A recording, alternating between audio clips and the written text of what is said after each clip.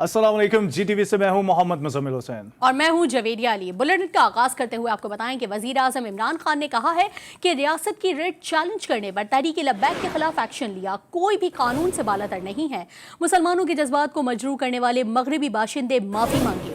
तौहीन रिसालत किसी सूरत बर्दाश्त नहीं।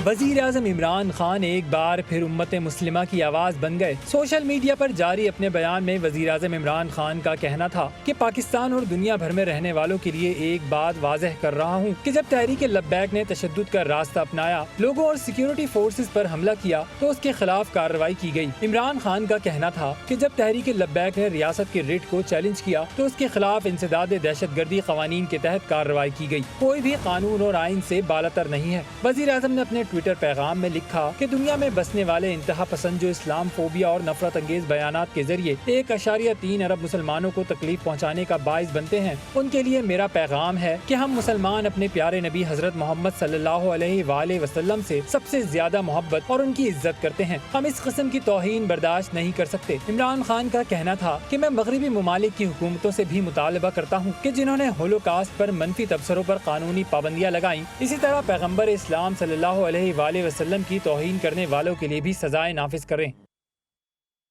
अब आपको बताएं कि हुकूमत ने कल अदम तहरीक लब्बैक पाकिस्तान पर पाबंदियां मजीद सख्त कर दी हैं। नेक्टा ने तहरीक लब्बैक का नाम कल अदम जमातों की फहरिस्त में शामिल कर दिया है। नोटिफिकेशन जारी भी कर दिया गया है। साद रिजवी को पाकिस्तान के मुतल्लिका थाने के इंचार्ज के पास अपना शनाख्त जमा करवाना होगा। कल अदम जमात के सरबराह का शनाख्ती कार्ड ब्लॉक कर दिया गया है और साद रिजवी का नाम 4th शेड्यूल लिस्ट में भी शामिल कर दिया गया है। उन्हें मुस्तकिल रहाइश गाह से कहीं और जाने से मुतल्लिका थाने पर पेश की इतला दी गई।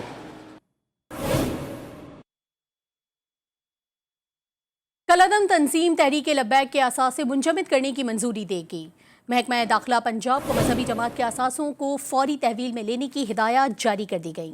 वजीर कानून पंजाब राजा बिशारत की जेर सदारत इजलास में साद रिजवी समेत 6 अफराद के नाम ESL में डालने की सिफारिश की गई है। पुरतशद्दुद वाक़यात के दौरान CCTV कैमरों से शनाख्त होने वाले अफराद की गिरफ्तारी का हुक्म दे दिया गया है।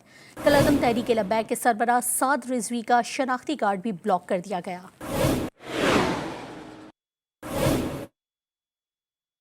तो आपको बताएं कि तो तकरार पर गोलियां चल गईं। 2 ग्रुपों में फायरिंग से बाप और 3 बेटे जाँ बहक हो गए। अफसोसनाक वाक़या ज़िला कोहाट दर आदमखेल के इलाके बोसी खेल में पेश आया। पुलिस के मुताबिक 2 ग्रुपों में ज़ुबानी तकरार बढ़ने से फायरिंग हुई, जिसमें बाप अब्दुल रहमान, उसके बेटे सईद, नवीद और हबीब दम तोड़ गए। मुखालिफ फरीक के 3 अफराद असगर, नेमत और सरदार भी शदीद ज़ख्मी हो गए। पुलिस के मुताबिक ज़ख्मियों को DHQ अस्पताल मुंतकिल कर दिया गया।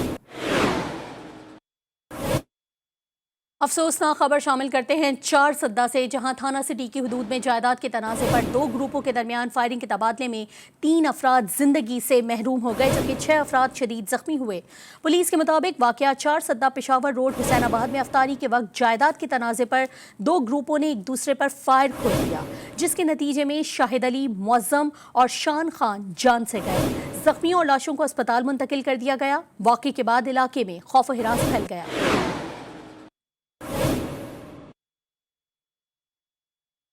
NCOC ने 50 से 59 साल तक के अफराद की वैक्सीनेशन का फैसला कर लिया। 59 से 50 साल तक के अफराद की रजिस्ट्रेशन 21 अप्रैल से शुरू होगी। वफाकी वज़ीर असद उमर ने अपने ट्विटर पैगाम में कहा कि एक बार फिर रजिस्ट्रेशन के लिए शहरियों की हौसला अफजाई करेंगे। बात कर लेते हैं कोरोना वायरस के हवाले से। रावलपिंडी में कोरोना केसेस में इजाफे के साथ ही इंतजामिया ने मजीद 10 इलाकों में स्मार्ट लॉकडाउन नाफिज कर दिया है। स्मार्ट लॉकडाउन 27 अप्रैल तक नाफिज रहेगा, जिसका नोटिफिकेशन जारी कर दिया गया। कोरोना के वैक्सीनेशन सेंटर में ही SOPs का ख्याल नहीं रखा जा रहा। लाहौर के एक्सपो सेंटर में बुजुर्ग शहरियों को व्हील चेयर और दीगर सहूलियात ना मिलने से परेशानी का शदीद सामना करना पड़ रहा है। इसी बारे में तफसीलात जानते हैं वकार शौकत से। वकार, तफसीलात फराहम कीजिए। बिल्कुल, कोरोना वायरस की शिद्दत में जिस तरह से इजाफा होते जा रहा है, इसी तरह जो है वो वैक्सीन और जो है वो खिलाफ वर्जी के हवाले से कार्रवाइयाँ जारी हैं। मैं इस वक्त मौजूद हूँ लाहौर एक्सपो सेंटर पर। यहाँ पर वैक्सीन जो है वो उन अफराद को लगाई जा रही है जिनकी उम्र 60 से 70 साल बताई जाती है। इसी हवाले से महकमा सेहत की जानिब से तमाम तर इंतज़ामात बेहतर करने के हवाले से कहा जा रहा है, लेकिन एक्सपो सेंटर के बाहर अफ्तारी के बाद जो है वो बुज़ुर्ग अफराद की एक बड़ी तादाद मौजूद है। अब चूँकि महकमा सेहत की जानिब से ये भी हुक्म जारी किया गया था कि सुबह 4 बजे जो है पहली शिफ्ट में कोरोना वैक्सीन दी जाएगी और उसके बाद जो है वो रात को जो है वो 1 बजे तक तमाम लोग जो वैक्सीन लगवाना चाहते हैं वो यहाँ पर आएँ। इसके साथ जो है वो यहाँ पर आने वाले जो अफराद हैं उनका ये भी कहना है कि ऑनलाइन रजिस्ट्रेशन के हवाले से भी मुश्किलात हैं और यहाँ पर भी जब आते हैं ID कार्ड लेकर तो जो है वो रश में खड़ा होना पड़ता है और पहले रजिस्ट्रेशन करवानी पड़ती है और उसके बाद जो है वो वैक्सीन लगाने का अमल किया जा रहा है। जी, कोरोना की तीसरी लहर की वजह से मालिशियों का काम भी शदीद मुतासर हुआ है। शहरी अब मालिश कराने नहीं आते हैं। दिहाड़ी ना मिलने से मालिशियों के घर में भी फाके हो रहे हैं। क्या तफसीलात है, जान लेते हैं हनीफ मौजूदी से। जी हनीफ। जी, इस वक्त कोरोना की सूरत हाल के बायस जहाँ दूसरे कारोबार बंद हैं वहाँ तफरीह के पार्क्स और मैदान जो है वो भी बंद हैं। तो इस वजह से जो है जहाँ दूसरे लोग बेरोज़गार हैं वहीं पर जो है मालिश करने वाले जो लोग हैं वो भी बेरोज़गार हैं। इस वक्त हम कैंट कराची में खड़े हैं। यहाँ पर फुटपाथ पे में हमने देखा कि यहाँ पर जो है मुख्तलिफ़ जगहों पर मालिश करने वाले लोग बैठे हैं। उनको कोरोना के बायस जो है किस तकलीफ़ का जो है सामना है जानते हैं उनसे। पहले मिलते थे 10 रुपये, अभी मिलते हैं 5 रुपये। वो 5 से हमारे कैसे गुजारा करें, फिर भी अल्लाह ताला दे रही है। मालिक के मुख्तलिफ रेट हैं, कोई तेल की कराता है, कोई खाली सिर की कराता है, कोई पिंडली की कराता है, या जोड़ जोड़ के पैसे होते हैं। पूरा जो है जैसे दबाएंगे पिंडली को तेल लगवाएगा पूरे के 300 ही दे लेते हैं, 500 ही ले लेते हैं। ये मेहनत पे होता है सब। जी, आपने देखा ये लोग जो है इस वक्त फुटपाथ पे काम कर रहे हैं। इनका कहना है कि जहाँ पर पहले 10 रुपये मिलते थे अब 5 रुपये मिलते हैं। गुजारा मुश्किल है लेकिन गुजारा करना पड़ता है। जी, और अब आपको बताएं कि वज़ीर ख़ारजा शाह महमूद कुरैशी के एजाज़ में पाकिस्तान बिजनेस कौंसिल दुबई ने इफ्तार डिनर का एहतमाम किया। वज़ीर ख़ारजा शाह महमूद कुरैशी का कहना था कि मुत्तहिदा अरब अमारात के साथ तिजारती ताल्लुकात में बेहतरी आ रही है। पाकिस्तान बिजनेस कौंसिल दुबई के सदर और दीगर अहदेदारों ने वज़ीर ख़ारजा का इस्तकबाल किया। शाह महमूद कुरैशी ने कहा कि UAE के साथ दो तरफ़ा कसीरुल-जहती और तिजारती ताल्लुकात में रोज़ बरोज़ बेहतरी आ रही है। दौरे का बुनियादी मकसद पाकिस्तान और मुत्तहिदा अरब अमारात के दरमियान ताउन का फ़रोग़ है। उन्हें खुशी है कि पाकिस्तानियों का एक कसीर तादाद मुत्तहिदा अरब अमारात में रहती है और मेहनत और लगन से अमारात के तामीर और तरक्की में अपना मुस्बत किरदार अदा कर रही है। मलका बरतानिया के शौहर प्रिंस फिलिप की आखिरी रसूमात अदा कर दी गईं। प्रिंस फिलिप की आखिरी रसूमात में मलका बरतानिया एलिज़ाबेथ दोम के अलावा प्रिंस चार्ल्स, प्रिंस विलियम और हैरी भी शामिल थे। शाही खानदान के 30 अफराद ने तकरीब में शिरकत की। प्रिंस फिलिप 99 बरस की उम्र में रवां माह की 9 तारीख को इंतकाल कर गए थे।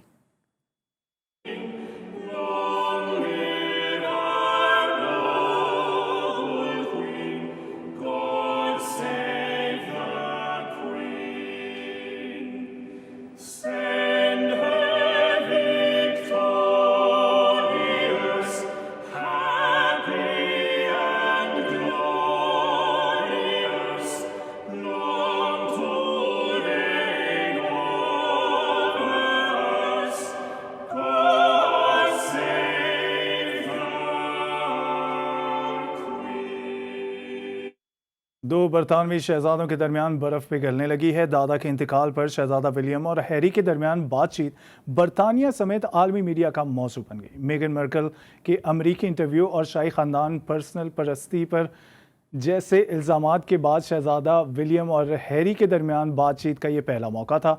दोनों भाइयों के दरमियान 1 साल से भी ज़्यादा अरसे जारी तनाव के बाद ये पहली मुलाकात थी।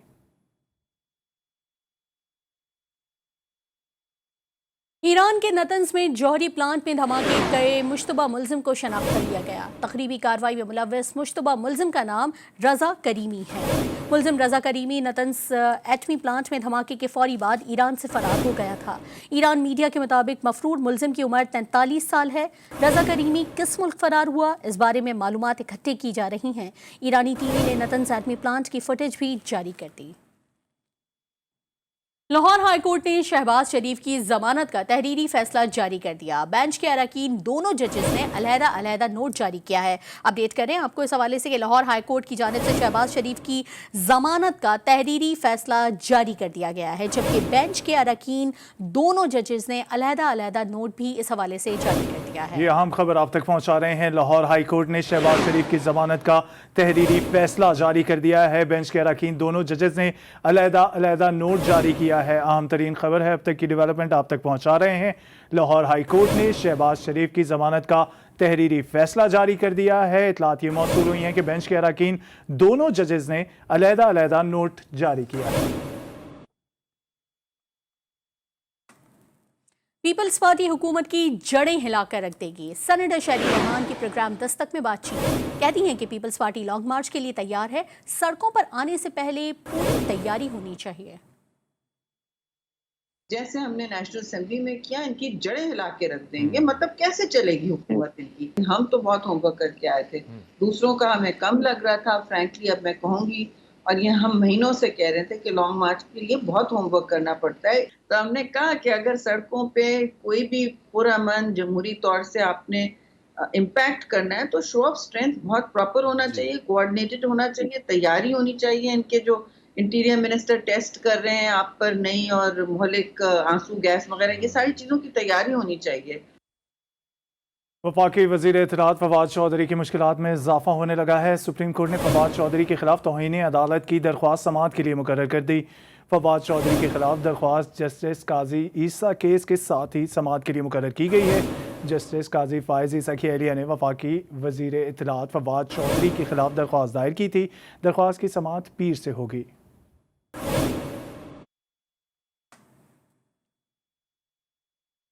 सूबाई वज़ीर इत्तलात और बल्दियात सिंध सैयद नासिर हुसैन शाह का कहना है कि वज़ीर आज़म हमारे सूबे में आए, हम उनको वेलकम करते हैं।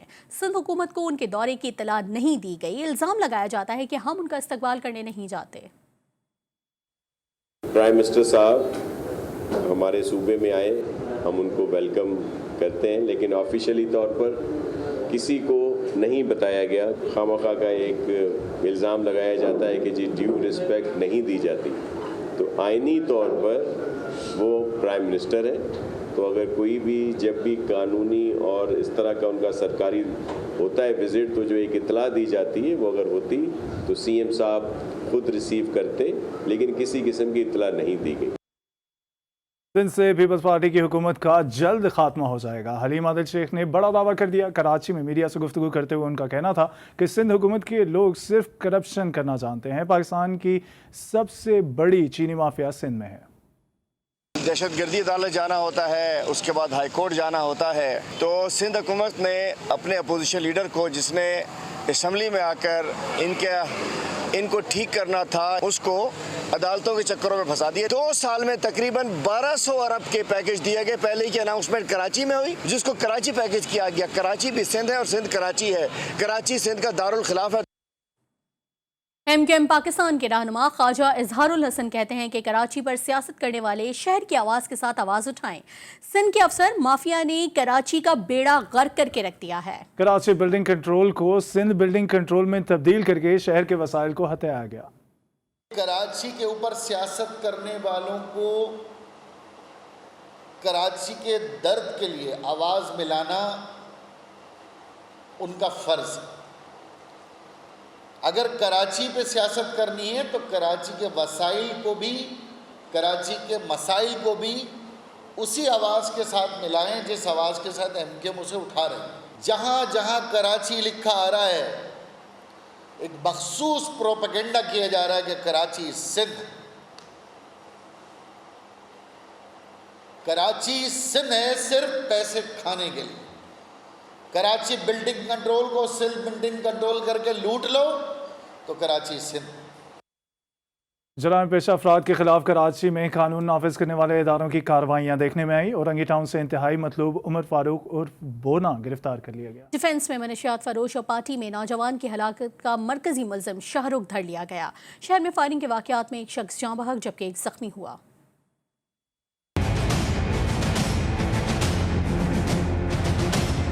औरंगी टाउन कराची में पुलिस और रेंजर्स ने मुश्तरका कार्रवाई में इंतहाई मतलूब मुलजिम उमर फारूक उर्फ बोना को गिरफ्तार कर लिया। मुलजिम के 3 साथी भी हिरासत में ले लिए गए। मुलजिमान के कब्जे से 1750 ग्राम चर्स और 400 ग्राम क्रिस्टल बरामद कर लिया गया। केसरी पुलिस ने मंशियात फरोशी में मुलविस इंतहाई मतलूब मुलजिम शाहरुख को गिरफ्तार कर लिया। मुलजिम की सप्लाई की गई मंशियात की वजह से नौजवान मुबीन चंद रोज कबल डांस पार्टी के दौरान मर गया था। गिरफ्तार शाहरुख की कार से 4 किलोग्राम चर्स भी बरामद कर ली गई। कराची में फायरिंग के मुख्तलिफ वाक़यात में एक शख्स जाँ बहक, एक जख्मी हो गया।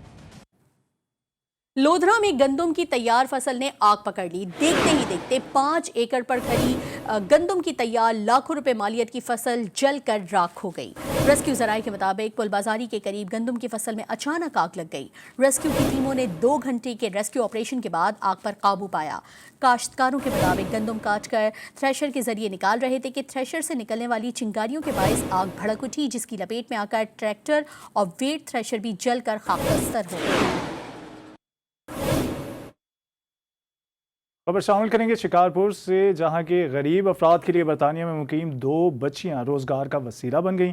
माह रमज़ान में मुकामी गरीब अफराद में चिंची रिक्शा, सिलाई मशीनें, राशन और माजूर अफराद में व्हील चेयर तकसीम की गईं। शिकारपुर से देखिए अब्दुल हकीम जतोई की रिपोर्ट।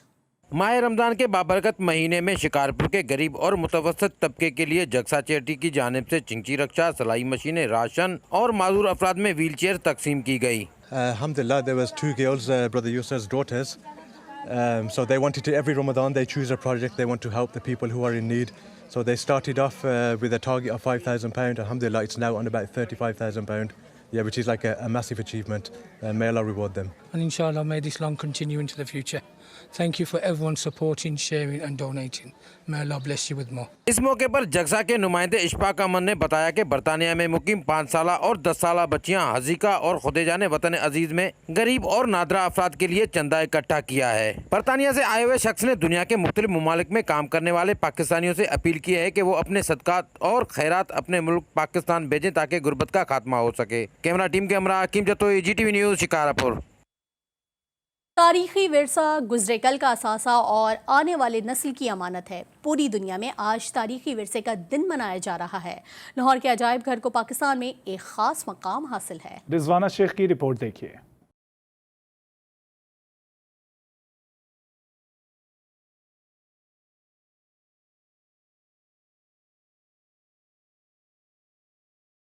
अजायब घर में एक छत के नीचे कई सदियां इकट्ठी हो जाती हैं। लाहौर के म्यूजियम की बुनियाद 1890 में मलका विक्टोरिया के पोते एल्बर्ट विक्टर ने रखी। अजायब घर में इस्लामी तारीख, जैन मत, बुद्ध मत, गंधारा समेत कई तहजीबों के नवादरात मौजूद हैं। वर्ल्ड हेरिटेज डे के हवाले से मैं यही बात कहूँगा कि Pakistan is one of the richest country who have a lot of sites, क्योंकि ये दुनिया का सबसे कदीम तरीन ख़ित्ता है जहाँ सबसे पहले आबादी के शवाहद मिलते हैं।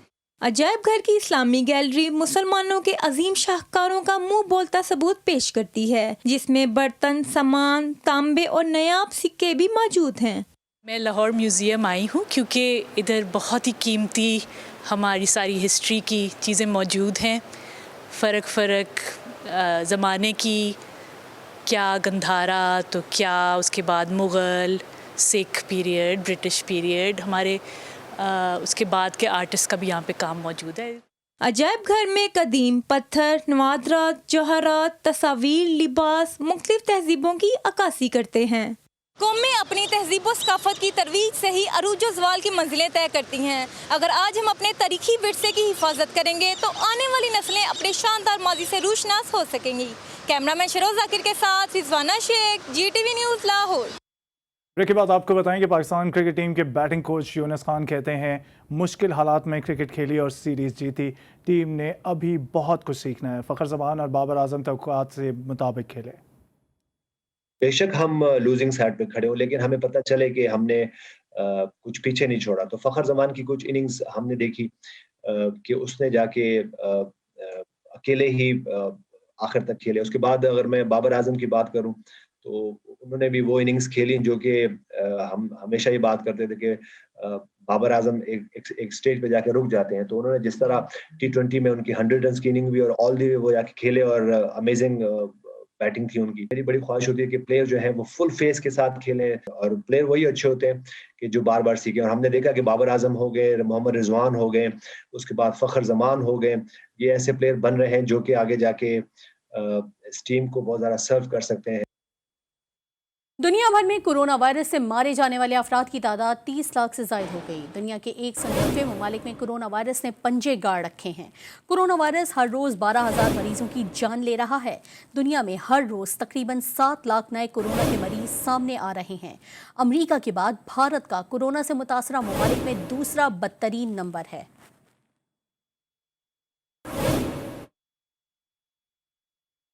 खबर शामिल करेंगे अफगानिस्तान से, जहां तालिबान की जानिब से सरकारी तनसीबात पर हमलों का सिलसिला जारी है। मुल्क के शुमाली सूबे तखार में एक सिक्योरिटी चेक पोस्ट पर तालिबान के हमले में 4 एहलकार हलाक हो गए।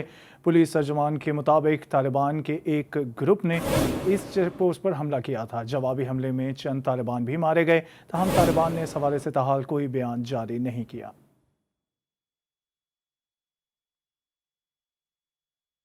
और जर्मनी के शहर बोन में फूलों की बहार आ गई। बोन के शहरियों के साथ दीगर शहरियों से भी हज़ारों अफराद बहार के रंग देखने चले आए हैं, जबकि जर्मन बाशिंदे ये कहते हैं कि फूलों की ताजगी उन्हें कोरोना से लड़ने की हिम्मत दिलाती है।